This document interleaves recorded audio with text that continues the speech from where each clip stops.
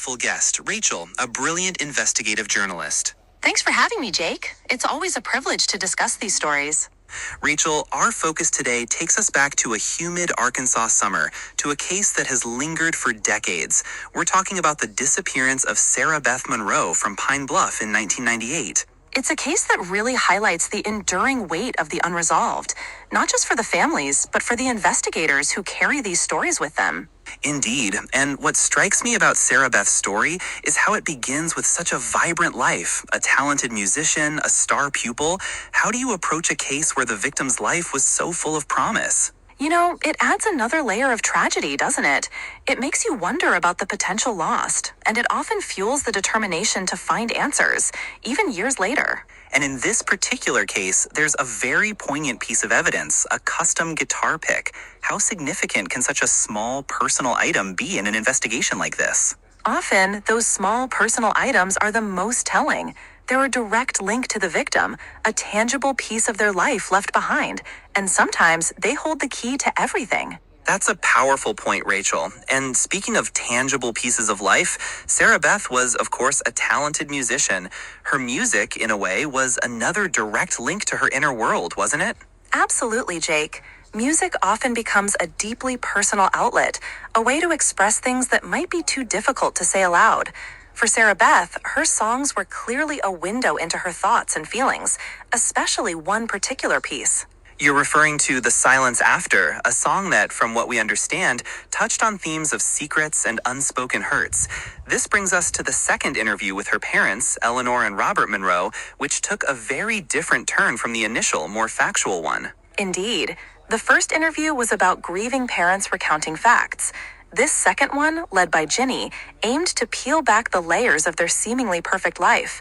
The Silence After became a focal point, especially because Sarah Beth's song journal, where she kept her personal thoughts and lyrics, vanished with her. So this journal, a repository of her most private thoughts, disappeared at the same time she did. That's a significant detail, suggesting a potential link to her disappearance, wouldn't you say? It's highly suggestive. If her music explored secrets and her journal contained those explorations, its disappearance implies that whatever she was writing about might have been directly connected to what happened to her. It's a very unsettling thought. Ginny, the interviewer, really pressed the Monroes on this, didn't she? She probed them about potential family secrets Sarah Beth might have uncovered. What was the dynamic like during that part of the interview? The tension was palpable. Eleanor and Robert, who always presented this image of a composed, private family, showed clear signs of discomfort. It was evident there were hidden family issues, things they preferred to keep buried, and Ginny's questions were hitting a nerve. It sounds like the facade of their perfect life was starting to crack. Were there any specific secrets or areas of discomfort that came to light, even subtly? Well, Eleanor did mention her brother, Martin. She said he moved away after a difficult period, and the family rarely spoke of him.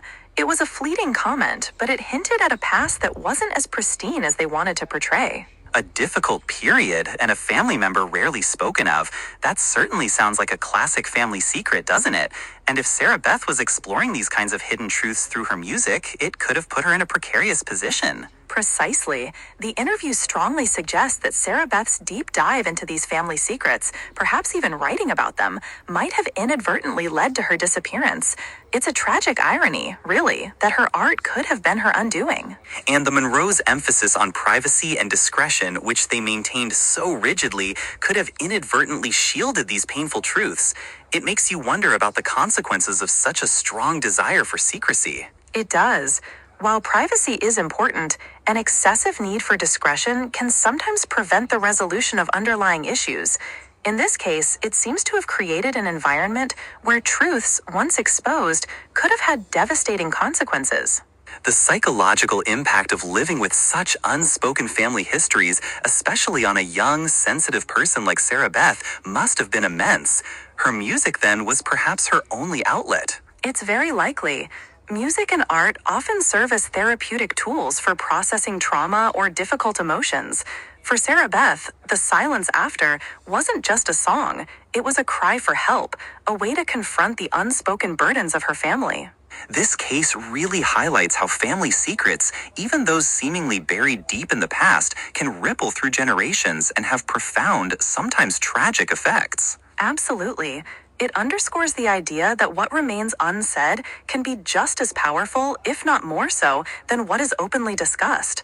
And when those silences are broken, the repercussions can be far-reaching and, as we see with Sarah Beth, potentially devastating. A truly chilling thought.